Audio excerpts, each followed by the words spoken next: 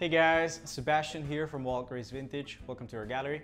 In today's video, we'll be introducing you guys to the brand new Gibson Custom Shop Limited Edition 1974 ES-355 BB King model, which is a commemoration of the 50th anniversary of the Rumble in the Jungle concert series. That, if you haven't heard about, it's basically one of the greatest televised events of the 20th century. It was an event put together to celebrate or promote the fight between Muhammad Ali and George Foreman. And as part of this concert series, they brought artists such as BB King and James Brown. And let me tell you, if you haven't watched these concert series, it's just one of the greatest performances from BB that we have ever heard. From his playing to the feel, the tone, just the way the band grooves, his singing, it's just top notch. And this guitar commemorates the instrument that he used in that concert, which is really a guitar that he used quite a bit throughout the 70s until the 1980, where Lucille was developed with Gibson. And it's a really, really cool guitar because it doesn't only commemorate that instrument, but it's also a really, really good replica of a 70s Gibson, which Gibson really doesn't do much. They mostly focus more on 50s and 60s models. But here, there's many appointments that are very, very accurate to a 70s Gibson. So let's talk about what those details are. So this is an ES-355, not to be confused with a 335 or a 345. In the Gibson catalog back then, this was kind of like the higher or the top end of the ES semi-hollow line. And with that comes several appointments that made it a little bit more premium, right? Like for example, you can see there's a lot of binding in this guitar as opposed to an ES-335. The headstock is bound, there's a multiply binding on the body. You can also see here that the fretboard, instead of being rosewood, it's ebony. And you have block inlays. You also have the diamond split in the headstock. And one really cool detail about it is that the logo is actually the right logo for the 70s. It lacks a dot in the eye. And it's a little bit different if you pay attention to the logo that they had in the 60s and 50s. You also have the waffle back tuners, and even the pickups. These are not custom buckers, these are custom T pickups, which are an ode to the T-top humbuckers that Gibson was using at the time. And I gotta say, they do really sound like BB, at least a lot like in that concert. And it's something that it's one of my favorite things that they have done with this guitar, where they have really nailed the sound from that concert particularly, and it's really, really cool. You also have a Veritone switch over here. The output is mono as opposed to some of the earlier models that you can see that came in stereo, which is just great. Normally with those guitars, you have to use a special stereo cable. In here, a regular cable is gonna do just fine. And another cool detail here would be the body of the guitar. So you can see here, it's very accurate to how they used to make ES bodies in the 70s. So what happens is that over time, the mold of these bodies erode, and that changed the shape a bit. So the ears are a little bit thinner, and then the waist of the guitar is a little bit thicker. So yeah, it's really cool. It's just awesome to see all these appointments, even in the back of the guitar, really. Even the veloute, the 3 parts mahogany neck, and even the profile, which is really cool. It's kind of like girthy at the bottom, and then it gets thin at the top. You know, again, very accurate to guitars made in that era. And I feel like if you're a BB fan, you're really gonna enjoy playing an instrument like this because it feels and sounds like that, and it's just very cool and unique. So yeah, I'm very excited about this. This is super limited. They're not making a lot of these, and they come with a lot of case candy. Now, before we get to do some playing, let me show you guys the amp that we'll be using. This is a Two-Rock traditional clean, and it's based around a 60s loud blackface Fender style amplifier. Kind of like what BB was known for using around that era. And it sounds great. It goes all the way up to 100 watts, but we have it turned down to 50 right now, so we can get to crank it and get a little bit more of a gainier sound, at least close enough to what BB used in that concert, which for my ears is a little bit more driven than what he usually played at least later on in his career. And this just sounds great. I think it sounds spot on, at least here where I'm sitting. Hopefully it translates well through the mics. But yeah, it's a great combination. I think you guys are gonna enjoy it quite a bit.